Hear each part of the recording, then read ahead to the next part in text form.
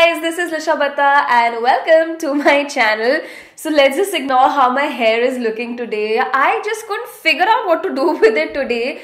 So this is what I did with it.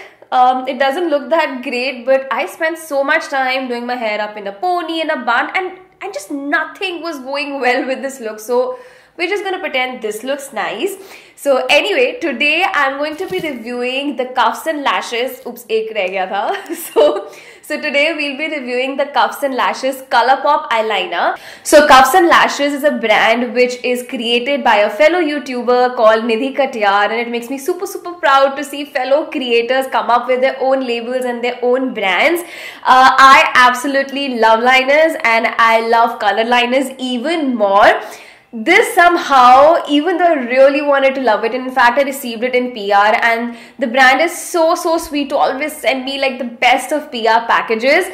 But this line, I have to say, is somewhat of a hit or a miss for me. Don't get me wrong, I love the liners, but I'll tell you more about it when we get down to the video. So let's get started. So starting off with the pricing, the Cuffs and Lashes Colourpop eyeliners cost rupees 300 for 8 ml. So I'm a bit confused about the pricing because on Amazon it retails for rupees 250, but on their website it's listed at rupees 300. So I'm guessing the brand might have hiked up the price by 50 bucks. So these eyeliners are actually priced pretty well. I think 300 rupees is such an affordable rate, especially because you're getting 8 ml of product, which is quite a decent quantity. So the liner itself comes in this simple color-coded packaging, and it has this sticky tab which mentions the shade name along with the list of ingredients and the pricing.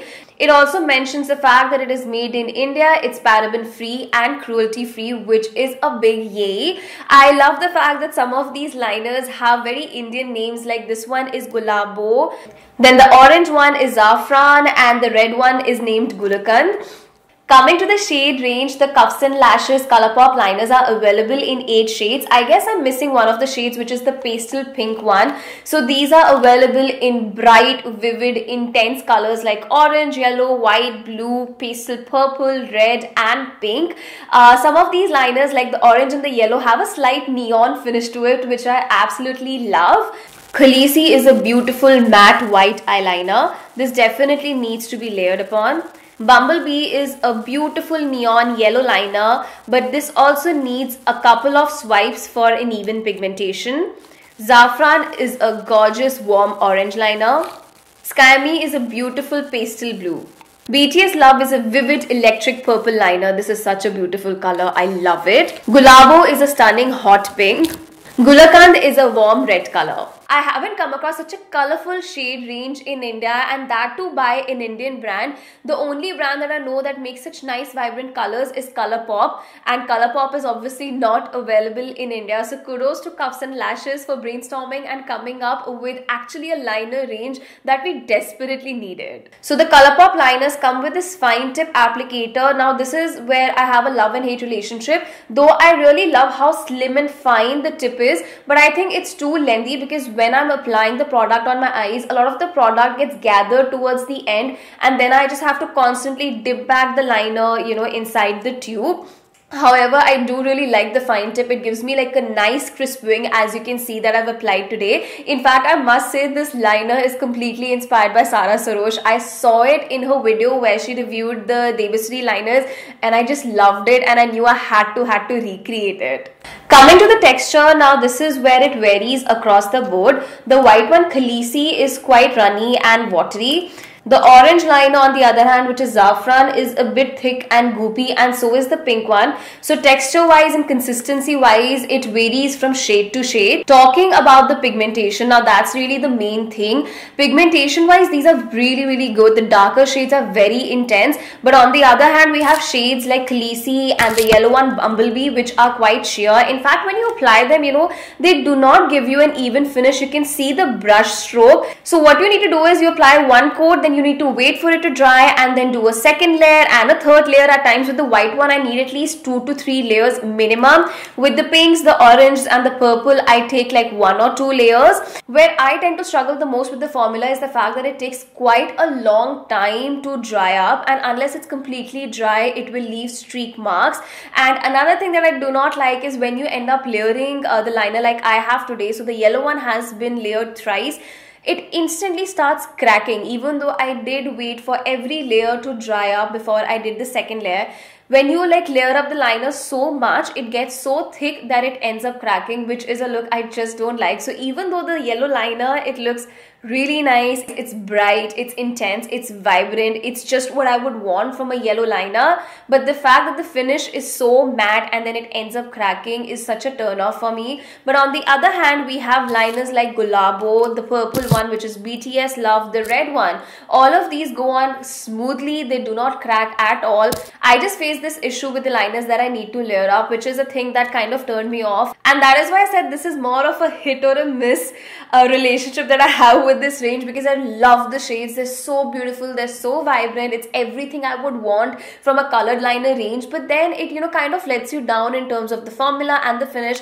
I think they definitely need to rework the yellow one and the white one, because even though the colors are very beautiful, if you're going out and your liner is cracking the way it has right now, that's such a bad look to carry. Now coming to the staying power, it is mentioned on the packaging that the liner is waterproof, but that's where I beg to disagree. This gets very easily removed when it comes in touch with water. However, I would say it is smudge proof and it is very long lasting. If you accidentally rub your eye, so it will not get removed, but yes, if you rub your eye quite vigorously at times when it itches, then it will definitely budge.